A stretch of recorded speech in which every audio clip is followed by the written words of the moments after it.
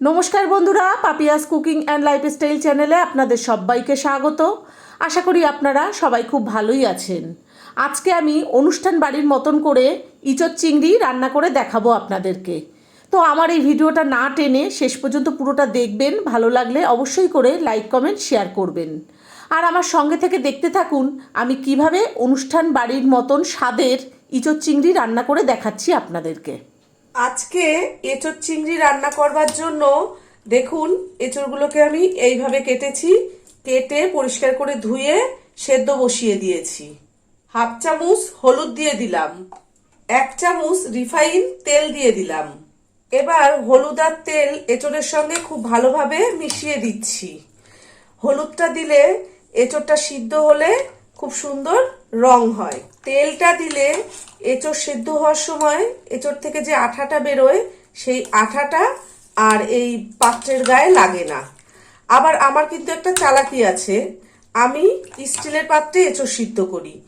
স্টিলের পাত্রে এঁচোড় সিদ্ধ করলে আঠাটা যদি স্টিলের পাত্রের গায়ে লেগে যায়, একটু স্কচব্রাইট দিয়ে ঘষে মাজলেই আঠা উঠে যায়। তেল আর হলুদ খুব ভালোভাবে মেশানো হয়ে গেছে।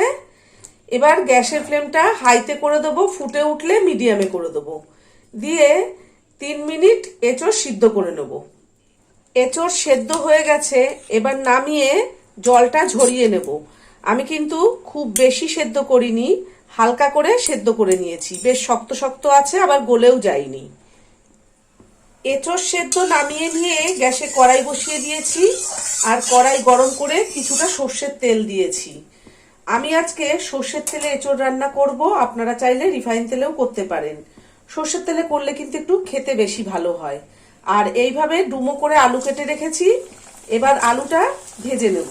আমি কিন্তু একটু বড় বড় করে আলু কেটেছি, তার কারণ ইঁচড়ের আলু একটু বড় বড় না হলে ভালো লাগে না। আপনারা আপনাদের পছন্দ মতন কেটে নেবেন। একটু হলুদ দিয়ে দিলাম। গ্যাসের ফ্লেমটা মিডিয়ামে দিয়ে আলুগুলোকে বেশ লাল লাল করে ভেজে নেব।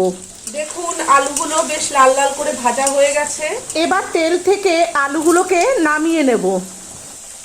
এখানে কিছুটা পরিমাণে চিংড়ি মাছ খোসা ছাড়িয়ে নুন হলুদ মাখিয়ে রেখেছি।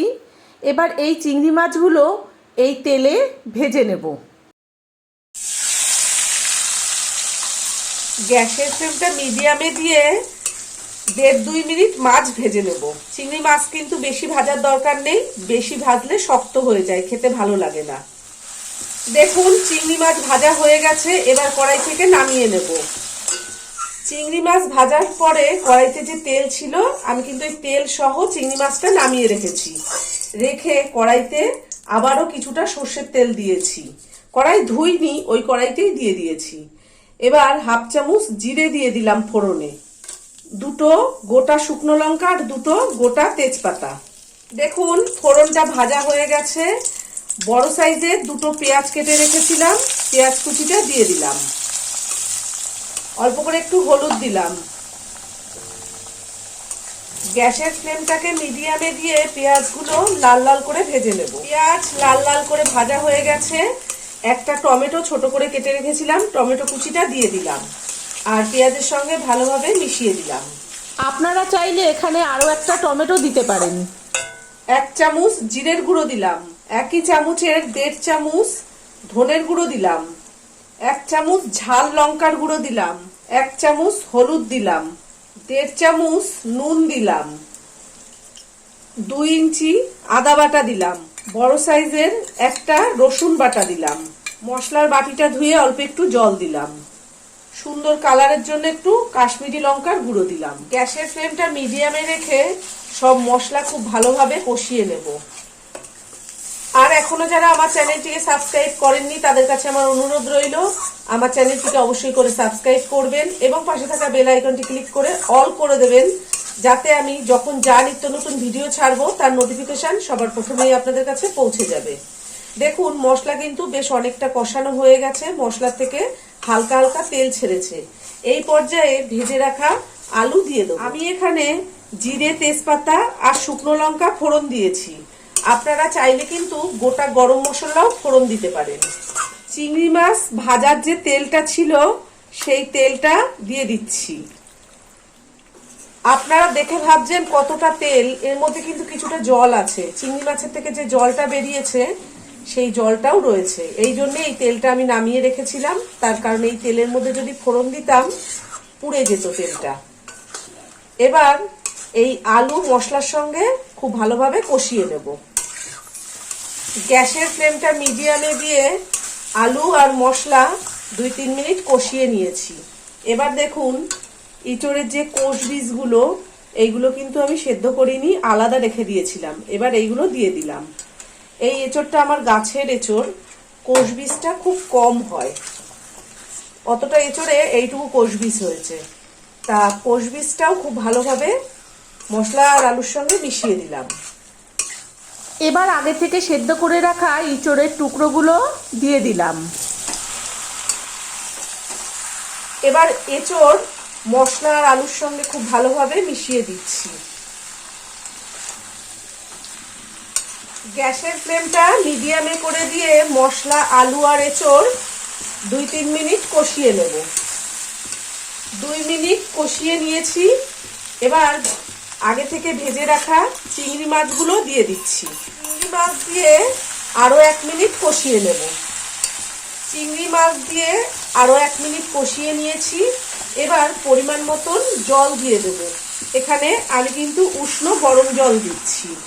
আপনারা যখন রান্না করবেন চেষ্টা করবেন একটু গরম জল দেওয়ার, তাহলে কিন্তু তরকারির স্বাদ অনেকটাই বেড়ে যাবে। ঝোলের মধ্যে এঁচড়, আলু, চিংড়ি মাছ সব কিছু খুব ভালোভাবে মিশিয়ে দিলাম। হাফ চামচ হলুদ দিয়ে দিলাম। স্বাদ অনুযায়ী চিনি দিয়ে দিলাম। চিনি আর হলুদ খুব ভালোভাবে মিশিয়ে দিলাম।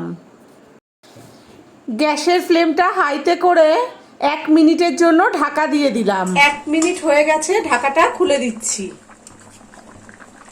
দেখুন এঁচড়ের ঝোল কিন্তু খুব সুন্দর ফুটে গেছে। গরম জল দিয়েছি বলে খুব তাড়াতাড়ি ফুটে উঠেছে।